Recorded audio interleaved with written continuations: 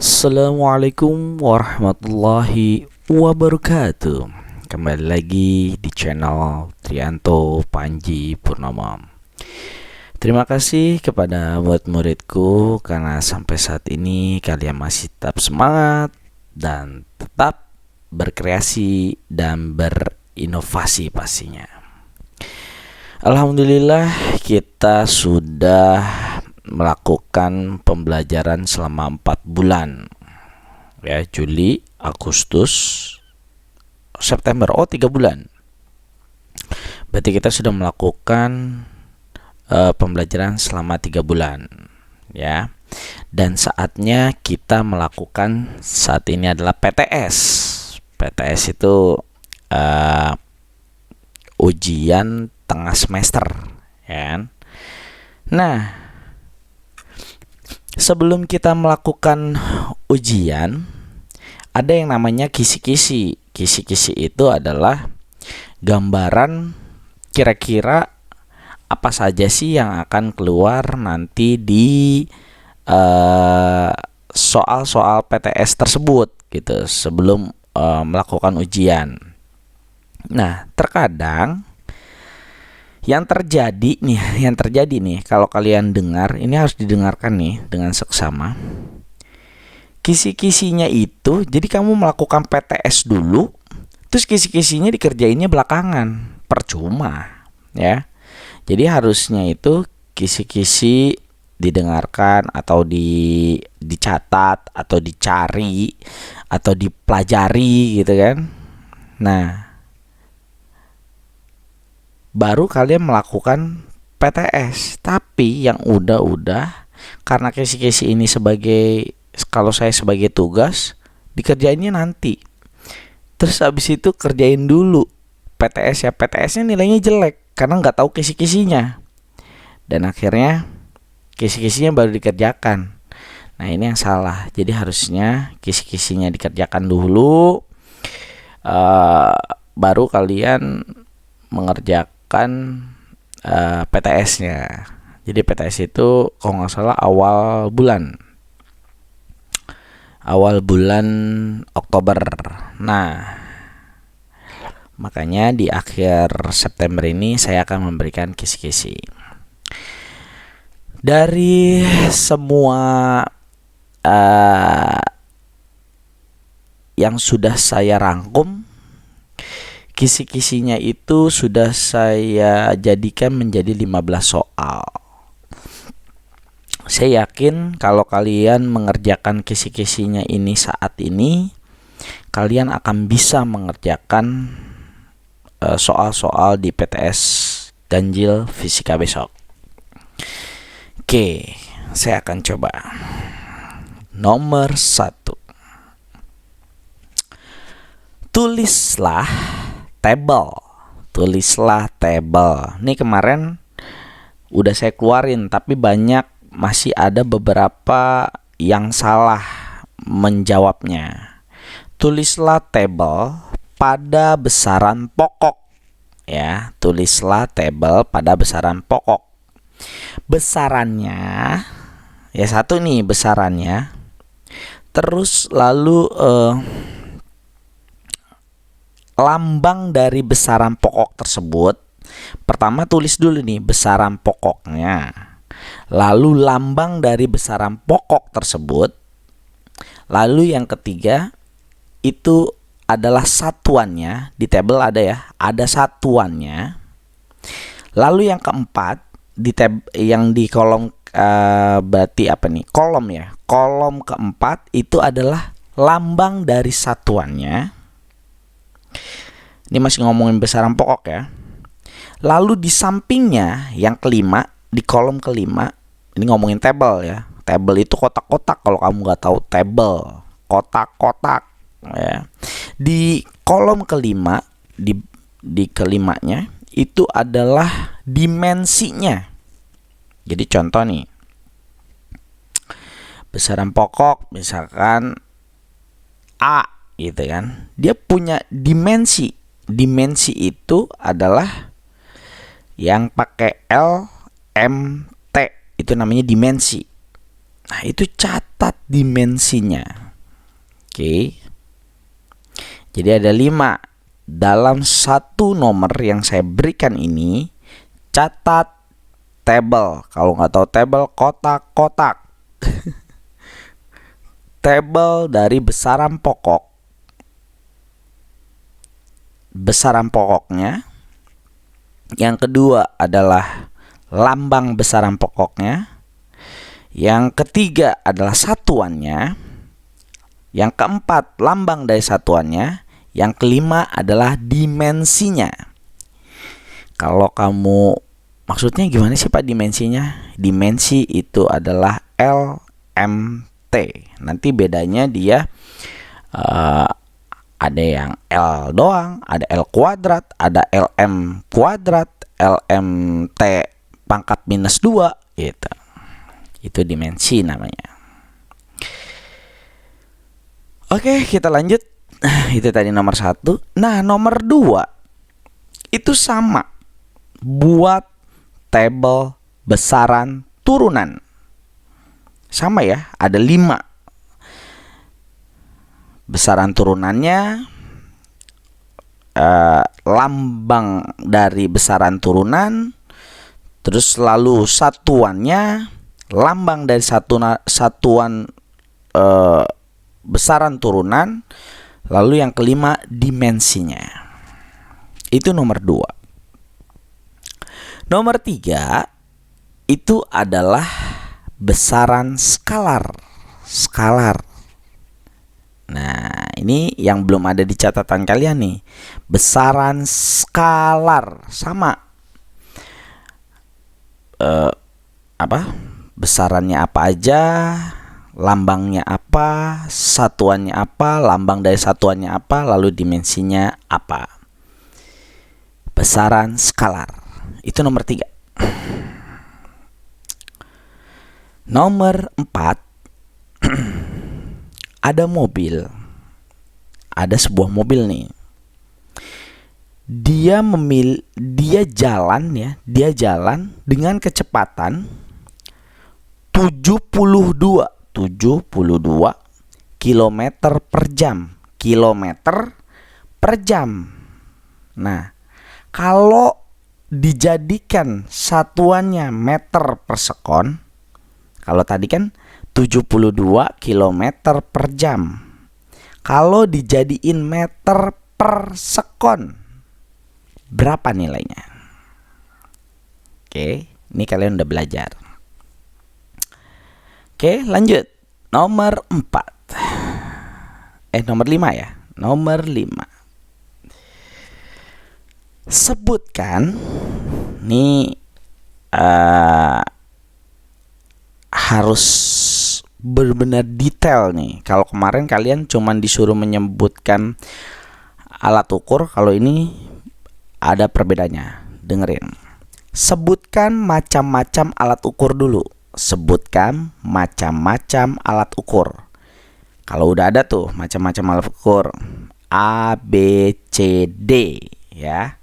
Lalu jelaskan secara detail bagaimana dia mengukurnya.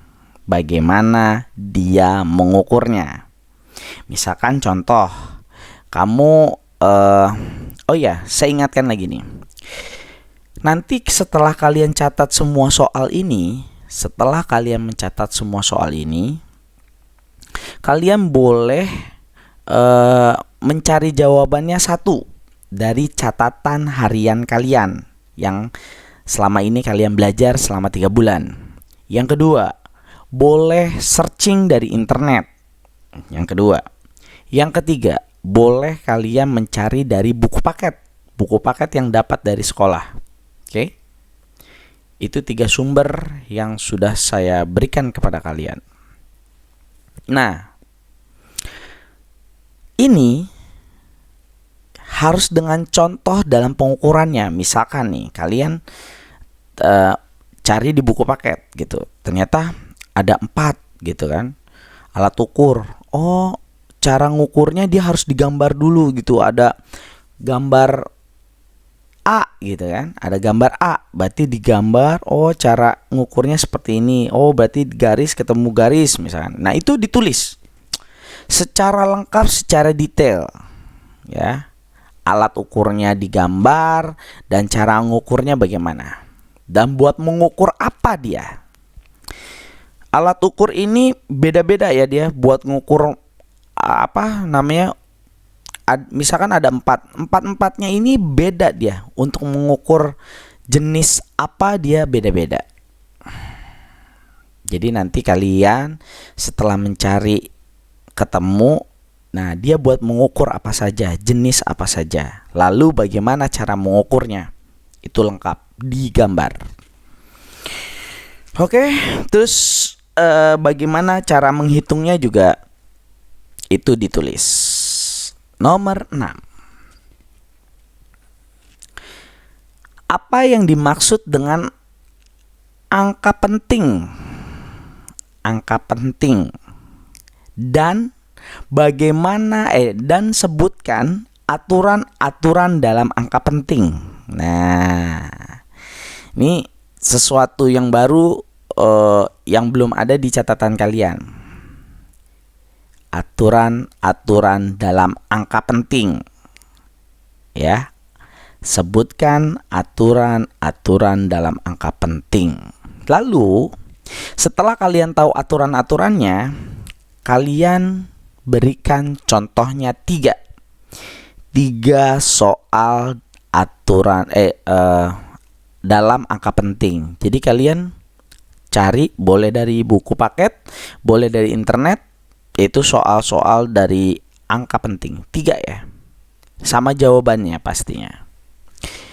Jadi kalian biar ngerti, oh angka penting gini, oh aturannya seperti ini gitu. Jadi aturan-aturannya ya. Next, kita lanjut. Nomor 7.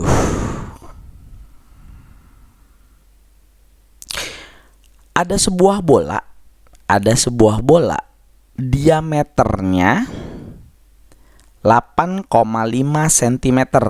Ini nggak perlu diubah ya. 8,5 cm karena ini hasilnya cm. Saya buatnya hasilnya cm. Diameter bolanya 8,5 cm. Pi ya, gambar gini pi. Pi-nya 3,14. Pi-nya 3,14. Berapa keliling bola tersebut? Yang ditanya, berapa keliling bola tersebut? Tapi nanti setelah ada hasilnya, tulisnya pakai angka penting. Nah, tadi kalian kan di nomor sebelumnya, di nomor 6, kalian udah tahu aturan angka penting. Terus kalian udah tahu udah mencatat 3 contohnya. 3 contoh dalam angka penting. Nah, di nomor 7 ini hasilnya dari keliling bola tersebut memakai angka penting. Nah, berapa hasilnya kalau pakai aturan angka penting? Lanjut. Nomor 8. Ada frame foto luasnya 26,5 cm. Ini nggak usah diubah, cm aja karena nanti hasilnya saya membuatnya cm. Ada frame foto luasnya luas bujur sangkar, dia bujur sangkar ya. Ada frame foto luas bujur sangkarnya 26,5 cm. Maka pertanyaannya nih, maka panjang salah satu sisinya berapa? Maka panjang salah satu sisinya berapa? Itu pertanyaannya. Oke, ada lagi yang terbaru buat kalian. Tadi ada aturan angka penting, lalu ini yang terbaru lagi adalah vektor. Nih, vektor nih. Apa yang dimaksud dengan vektor? Tuh, vektor. Setelah kalian tahu vektor, jelaskan rumusnya. Rumus vektor, ya kan? Dan kalian cari 3 contoh soal vektor. 3 contoh soal vektor dan mencari resultan. Mencari resultan. 3 contoh soal beserta dengan jawabannya biar kalian mengerti apa itu vektor dan resultan. Mencari resultan ya pastinya. Jadi kalian soal-soal dalam vektor mencari 3 beserta dengan jawabannya, boleh dari buku paket, boleh dari internet. Lalu kalian mencari resultan. Ini masih ngomongin vektor ya. 3 contoh soal beserta dengan jawabannya. Tadi yang pertama, apa itu vektor, rumus vektor bagaimana, lalu kalian beri 3 contoh soal beserta dengan jawabannya. Next, nomor 10. Ada perahu nih, ada perahu. Perahu menyeberangi sungai. Lebarnya 180 meter. Lebarnya sungai ya. Lebarnya sungai 180 meter. Kecepatan arus airnya 4 meter per sekon. 4 meter per sekon. Jika perahu diarahkan menyilang tegak lurus, jika perahu diarahkan menyilang tegak lurus sampai dengan kecepatan 3 meter per sekon. Diarahkan menyilang tegak lurus sesuai dengan kecepatan tegak lurus sungai dengan kecepatan 3 meter per sekon, maka sampai di seberang perahu, maaf nih, ada komanya ya. Maka sampai di seberang, perahu telah menempuh lintasan sejauh berapa meter? Saya ulang, maka sampai di seberang ya, perahu telah menempuh lintasan sejauh berapa meter? Itu pertanyaannya. Nomor 11. Ini udah kalian pelajarin. Ada benda masanya 4 kg. 4 kg. Gayanya 60 Newton.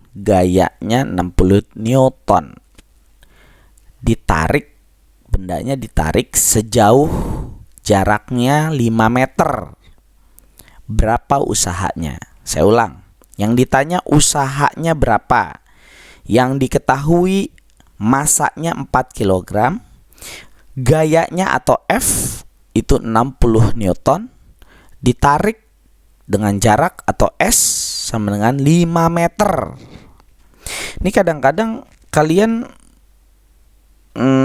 mendengarkan angkanya harus jelas ya.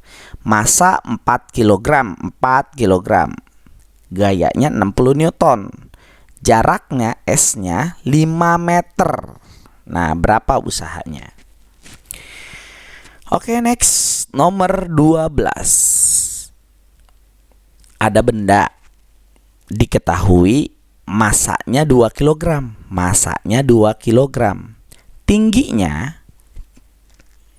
Tinggi dari benda itu 1,25 meter.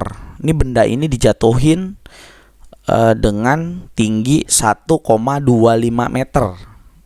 1,25 meter tinggi, H ya, berarti H. Lalu gravitasinya memakai 10 meter per sekon pangkat 2. Gravitasinya 10 meter per sekon pangkat 2. Berapa energi potensialnya? Yang ditanya energi potensial. Yang diketahui masanya 2 kg, tingginya 1,25 meter, gravitasinya 10 meter per sekon pangkat 2. Oke, kita lanjut. Nomor 13. 3 soal lagi berarti. Nomor 13.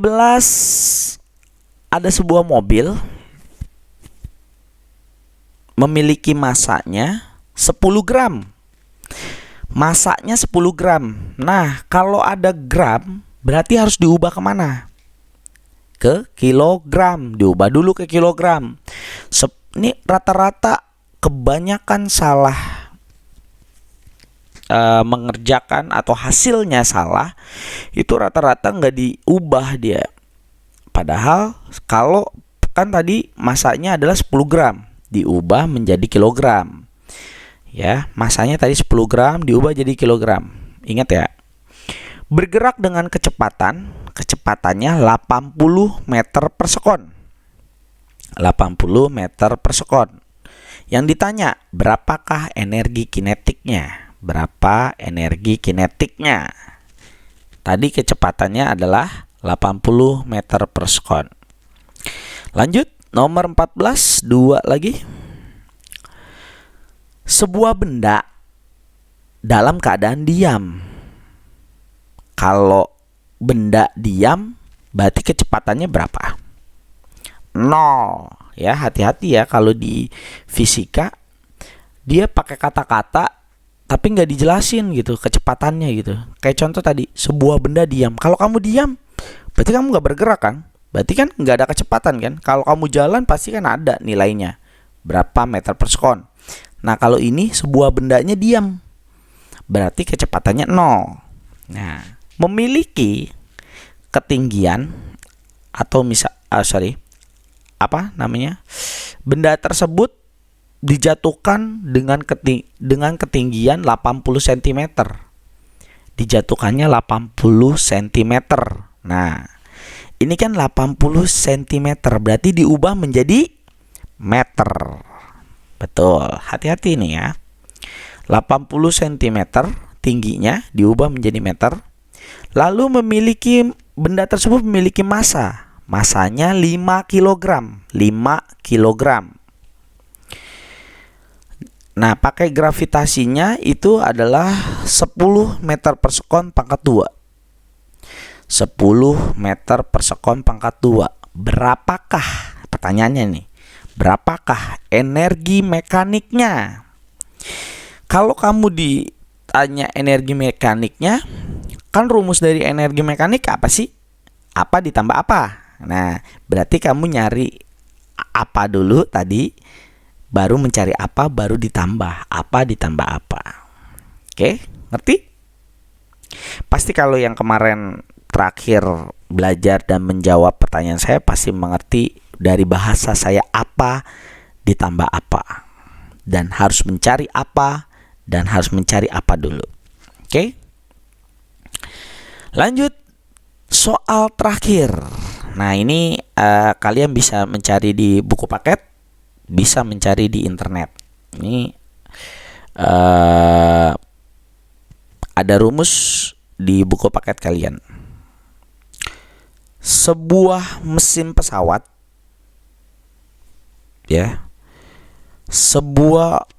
harusnya kalian ini udah dengerin ya. Berarti ini udah ada di catatan kalian, hanya kalian belum diberikan soal contoh dari soal ini gitu. Berarti kalian harusnya bisa. Kalian udah ada rumusnya. Oke. Saya langsung ya, soal terakhir nih. Sebuah mesin pesawat memiliki gaya 20.000 Newton. 20.000 Newton. Nah, yang ditanya, berapakah daya mesin tersebut? Sebuah mesin pesawat memiliki gaya 20.000 Newton. 20.000 Newton. Berapakah daya? Yang ditanya daya mesin tersebut.